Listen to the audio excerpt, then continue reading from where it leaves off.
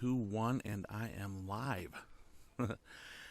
Hey, thanks for tuning into my channel, Minnesota Bigfoot. Going to be going over reader email now. That's what we're going to do. Before I begin, though, I just like to remind you that the reason my channel exists is to give a American Indian point of view regarding Bigfoot. And I feel it's important because there's not a lot, you know, and I've scoured, there's not a lot of us. Anyway, that's what I'm trying to do. So it's good to get emails from within Indian country, and I get to share them with people. So other American Indian perspectives, other tribes, other nations are sending me emails. So let's get into it. So my email address is minnesota.bigfoot1973@gmail.com. And this one comes from a viewer who says at 2:05, and that's what you're looking at over here is the 2:05 of the video. This is Bigfoot disappearing right before your disbelieving eyes. And the viewer says at 2:05, you're looking at the lower legs in the photo of Bigfoot. I've seen this before regarding a humongous one's legs while he stood next to our house. I had my head out Dad's bedroom window looking at what I thought was shaggy barked tree. They stand so very still that people would mistake their lower body as trees. This one next to our house was moving to peek in my upper bedroom window. He was around 16, 18 feet tall. His lower legs were thin like Caucasian legs and skinny jeans. Yet he didn't have clothing on, of course. The hair was just as long on the rest of his body, yet on the legs from about the upper thigh to the ankles it looked like shag bark hickory. You have to know we had no trees next to the house at all, no bushes either. It was full moon outside, and we could see clearly from the window, which was a mere 3 feet from him. I'm Shawnee, and I've seen a whole lot of these Bigfoot in my time. I may contact you about their spiritual aspects I've seen them using, and tech, strange as that sounds. I'd really like to understand what they are. And so would I, you know, and I know we as Native people, so much of our history has been taken and rewritten and lost. And so she's Shawnee, and that's let's take a look here. When you look at the maps, I'm going to share with you some information that doesn't go with what you're told all the time. But the Shawnee ran, you know, they and it's important to understand, as American Indian people, as natives, we didn't have land like the rest of the world did. So Europeans, they had, you know, Germany and Spain and England, and they had their land, you know, they had their areas, and they fought for it. And we didn't have that kind of thing going on over here. We roamed freely. We had cities, we had towns, we had villages, and we had trading routes. The roads that you look at in the United States are laid on top of trading routes that were here from American Indians. That's how they moved out west, you know.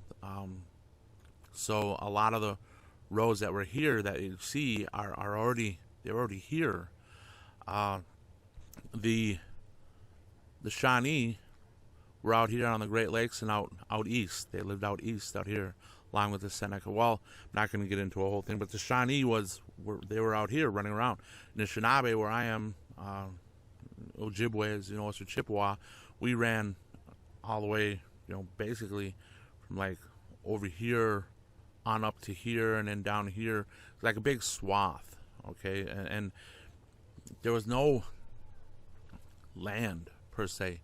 It was villages and towns, and it was a peaceful society. We were a peaceful society.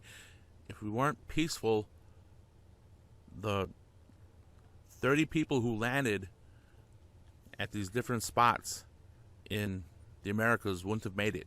They wouldn't have made it. Even if there was 300, you had millions. But we're a peaceful people, so it's pretty easy to have done what they did. And so the Shawnee are out here. So when she now, 1800, Andrew Jackson moved the Shawnee over to Oklahoma, down here. And someone went to Missouri, but they moved, so they forcibly, they were from the encroachment of settlers and what the settlers were doing. The Shawnee moved away, as a lot of American Indians did. But when she's seen this Bigfoot now, she's reporting from the Oklahoma area, so she's seen the Bigfoot down here with its humongous legs and 18 feet tall, and that doesn't surprise me. I know they can get even taller. When you're dealing with Bigfoot, our beliefs, our native beliefs, is that he's a spirit being. This is just the way it is. And he's worked with us since the beginning of time. There was a great flood. Okay, so the Bible has a great flood. We had a flood too, and our flood story is that Bigfoot was sent down here to teach us how to live in a good way.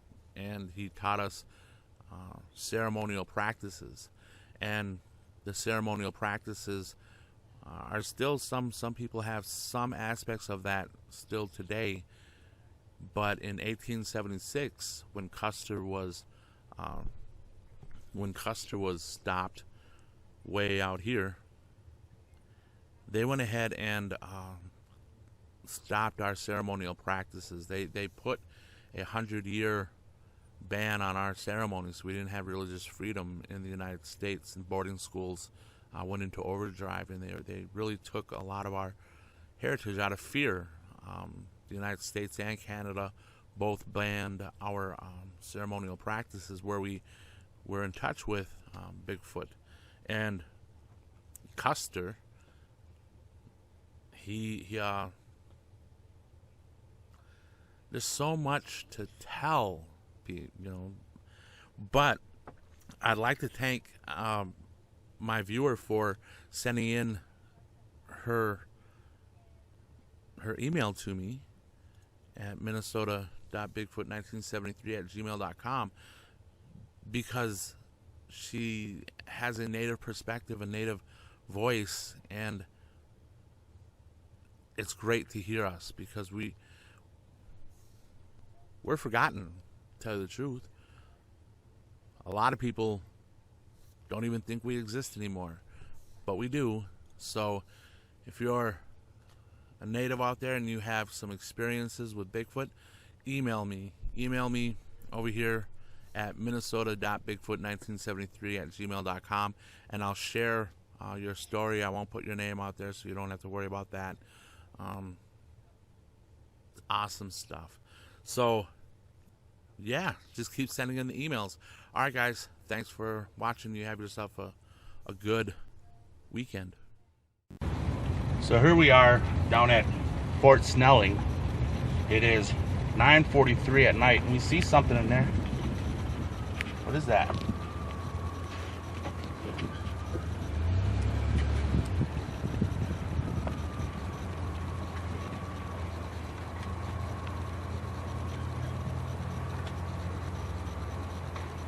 Ooh, fuck.